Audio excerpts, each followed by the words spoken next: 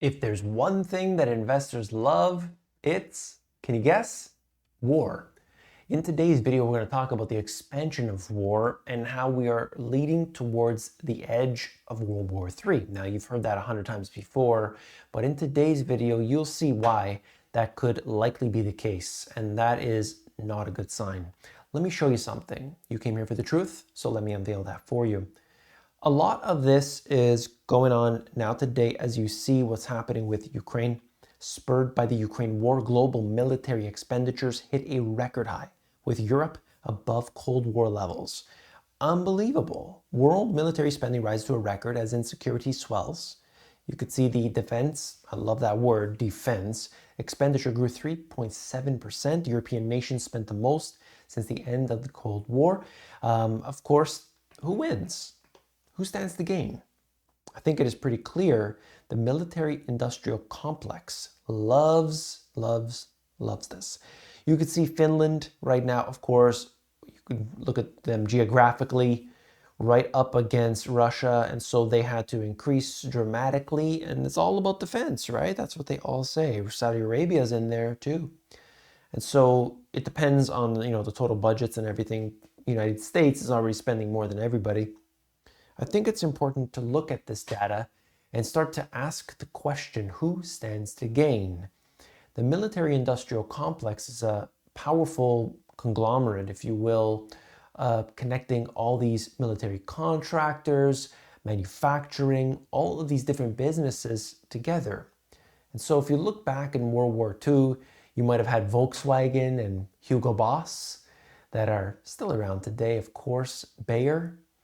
All of these different companies which still operate today are part of that military-industrial complex that is very strong, very powerful in the way that they can have their foothold inside of the government structure and dictate the policies. Do you think that your politicians, no matter which side of the fake spectrum that they are on, that they actually decide who is going to go to war, how much money is going to be spent, and all the activities within it?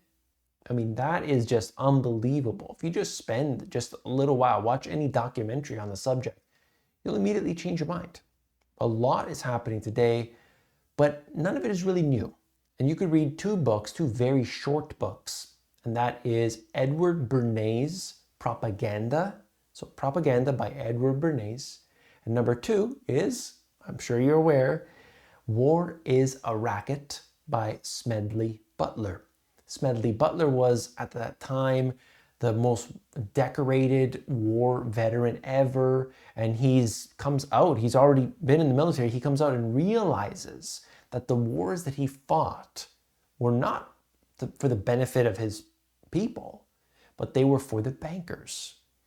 And that's the way that things are going on today, no different. Really no different. There are groups that are benefiting. And so you, the individual, pay with higher taxes. And who's benefiting from this? You're blowing up buildings here. You're we're running out of ammunition. We need more. We got to send money to that country. We send money to this country. And you pay more at the end of the day. Janet Yellen says security comes before the economy in U.S. China relationship. U.S. curbing some ties, but a full separation of our economies will be disastrous for both countries. This is extremely worrisome because, of course, China is a rising power and the United States wants to do everything that it can to maintain its power. That's not a good thing, okay, in terms of the battle, because there's always going to be a battle on one side or the other. British businesses brace for war as China rattles sabers at Taiwan. War games going on.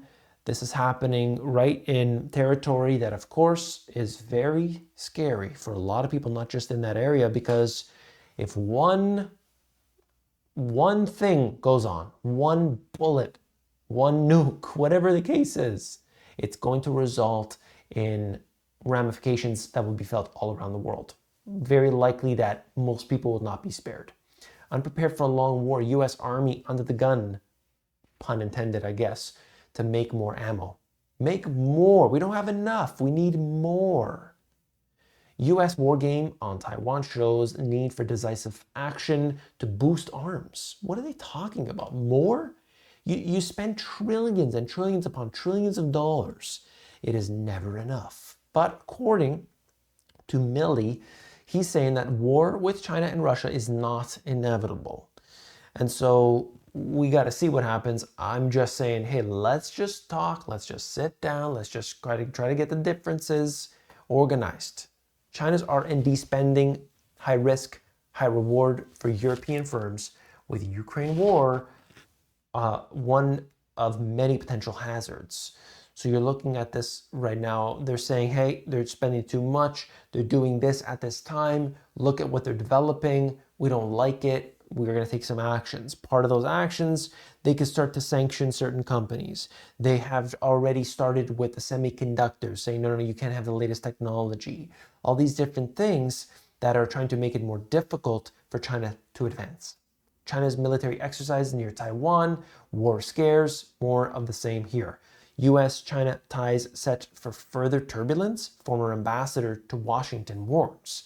This is something that at a time not that long ago, the tensions weren't that hot. Then we saw with all the tariffs how really bad things became. And even imagine just the leader, we're going to do a trade agreement. That was going back and forth for the longest time. Stocks loved it because they just, oh, sure, trade agreement's coming, everything's going to be settled. That wasn't even an agreement, number one. Number two is the leader of China didn't even go. He sent his second in command to go. He said, yeah, you go, you sign that document. This was nonsense. And now today we realize that really was because nothing ever happened. And so these things, we need these agreements, we need handshakes, we need development. We got to say, hey, we have our differences, but let's work on them. Okay, just like a relationship.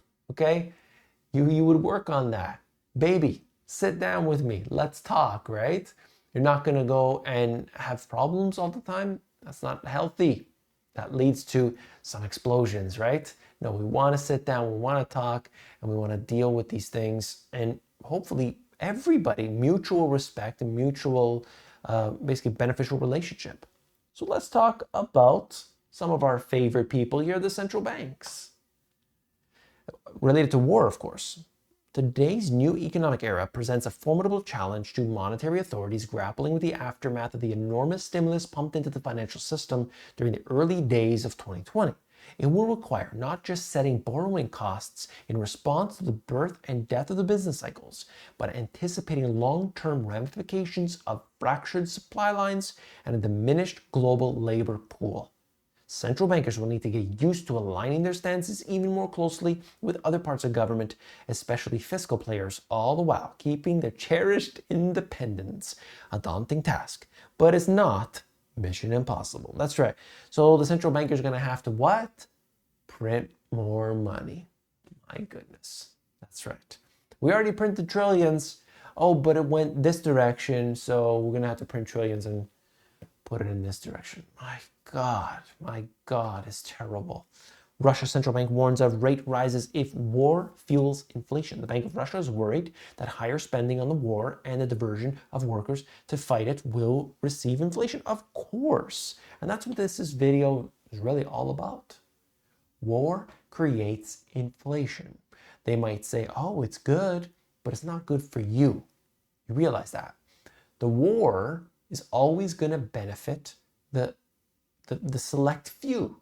You got to pay for it. You pay for it directly through some form of taxation or the indirect or invisible taxation that is inflation. European Central Bank chief warns of global fragmentation. Now, this is something that's been going on. I'm just showing you right here the different examples of that. You got Taiwan, you got China, you got Russia, all these things happening right now with the BRICS nations and also Saudi Arabia agreeing to do business in China, with China, in their currency, on their systems, completely out of the control of the United States. A lot is happening today. I hope you appreciate this information. You've got to check out this video right here, okay? Very interesting stuff, and I'm going to see you right there. Take care.